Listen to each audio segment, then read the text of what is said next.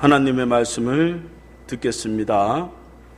오늘은 말씀을 전하기 전에 시를 하나 낭독하고 말씀을 전하겠습니다. 황지우 시인의 너를 기다리는 동안이라는 시입니다. 제가 한번 낭독하겠습니다. 네가 오기로 한 그 자리에 내가 미리 가 너를 기다리는 동안 다가오는 모든 발자국은 내 가슴에 쿵쿵거린다. 바스락거리는 나뭇잎 하나도 다 내게 온다. 기다려본 적이 있는 사람은 다 안다. 세상에서 기다리는 일처럼 가슴 애리는 일이 있을까? 내가 오기로 한 그 자리, 내가 미리 와 있는 이곳에서 문을 열고 들어오는 모든 사람이 너였다가 너일 것이다. 그리고 다시 문이 닫힌다. 사랑하는 이여, 오지 않는 너를 기다리며 마침내 나는 너에게로 간다. 아주 먼 데서 나는 너에게로 가고 아주 오랜 세월을 다하여 너는 지금 오고 있다. 아주 먼 데서 지금 천천히 오고 있는 너를 기다리는 동안 나도 너에게로 가고 있다. 남들이 열고 들어오는 문을 통해 내 가슴에 쿵쿵거리는 모든 발자국을 따라 너를 기다리는 동안 나도 너에게로 가고 있다. 이런 시입니다. 그러니까 기다린다고 하는 것은 그냥 추상적이지 않다는 것이죠. 그냥 멍하고 하나님이 언젠가 누가 오겠지, 수상적이지 않고 이미 삶 속에서 마음이 감동이 되고 삶이 움직인다고 하는 것입니다. 그러니까 누군가를 기다리나 그것은 기다림이 너무 많아서 마음은 이미 그 사람에게 가 있다는 거예요. 또 기다린다는 것은 이미 마음이 그 사람에게로 가 있기 때문에 그 사람의 모습을 그대로 닮아간다는 거예요. 그냥 기다리는 사람은 이미 그 사람이 오지는 않았지만 마음속에 이미 와 있다는 것입니다. 그러니까 기다림의 이 자세, 우리가 예수님을 기다린다고 하는 것은 그냥 추상적으로 언젠가 뚝 떨어져서 예수가 오시겠지 그런 기다림이 아니라, 기다림은 우리 마음이 예수님께로 가고 예수님을 닮아가고 그러면서 예수님이 이미 내 마음에 와 있음을 느끼는 것이 바로 기다림이다 하는 것이죠. 그래서 성경에서 어떤 예수님을 기다린다고 하는 것은 세 가지의 모습이라고 볼 수가 있습니다.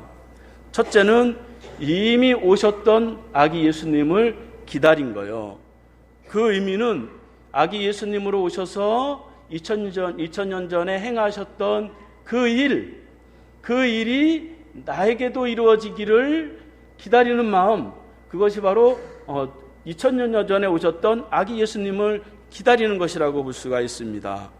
두 번째로는 오늘 우리에게 오시는 그러한 예수님이십니다.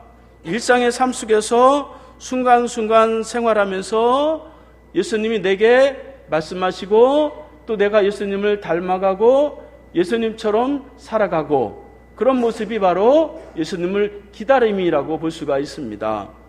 또 세 번째로는 다시 오실 예수님을 기다린다 하는 것이죠. 삶에 어려움이 있고 근심과 걱정이 있지만 다시 오실 그 예수님이 소망이 되기 때문에 현재의 모든 고난의 삶을 다 이겨낸다고 하는 그러한 의미가 바로 우리가 예수님을 기다린다, 그런 의미를 가지고 있다고 볼 수가 있습니다. 그래서 우리가 이 대림절 기간 동안에 예수님을 기다리는 이러한 자세를 가지고 있을 필요가 있다 하는 것입니다. 그러니까 오늘 본문은 예수님을, 그 메시아를 기다리는 사람이 어떤 자세를 가지고 기다려야 하는가 하는 것을 기록하는 내용이라고 볼 수가 있습니다. 이사야 1장부터 39장까지는 이스라엘의 잘못과 심판과 구원에 대한 그러한 내용이 기록되어져 있고, 이제 40장부터 마지막 장까지는 그 이스라엘 백성들이 비록 범죄했지만 하나님이 자기 백성을 구원하시고 회복시키신다 하는 내용으로 되어 있는데, 오늘 우리가 읽은 40장은 그 시작점으로 그 메시아를 기다림으로써 시작된다는 거예요. 근데 어떻게 기다려야 되느냐, 그 방법이 우리에게, 그 자세가 우리에게 나와 있는 것을 이제 우리에게 말씀하는 것이라고 볼 수가 있습니다. 그래서 오늘 본문을 통해서 우리가 그 예수님을 어떻게 기다려야 되는가 한 것을 세 가지만 살펴보겠습니다.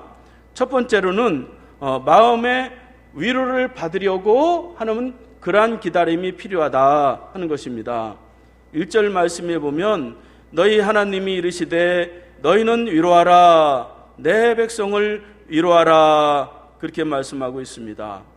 이사야 40장부터 자기 백성을 축복하고 메시아를 보내주시고 구원하시겠다고 하는 그 놀라운 그러한 축복의 역사가 있는데, 그 시작점이 바로 위로로 시작한다는 거예요. 그러니까 하나님의 기다림을 우리가 위로함으로써 하나님의 기다림을 체험하고 회복이 된다고 하는 것이죠. 그러니까 이스라엘 백성들의 회복은 일단 마음이 회복이 돼야 된다는 거예요. 마음이. 그래서 마음이 회복된 후에 그들의 삶이 하나님의 축복된 삶으로 회복된다고 하는 것이죠. 이스라엘 백성들은 지금 나라를 잃었어요. 가족을 잃었습니다. 그들이 재산을 잃고 모든 것을 다 잃고 이제 바벨론 거기서 포로 생활을 하며 고통 가운데 살아가고 있는데, 그들을 건져낼 수 있는 그 시작점이 바로 마음의 위로가 임해야 된다, 그렇게 말씀하는 것을 볼 수가 있습니다. 이 성탄의 계절에 말이죠, 우리 가정과 개인과 교회와 이 나라가 다 마음에 상처가 다 있단 말이죠. 그러한 상처를 이 위로받을 때에 비로소 삶이 회복이 된다 하는 것입니다. 오늘날 사람들마다 얼마나 많은 상처를 가지고 있고 아픔을 가지고 있는지 몰라요.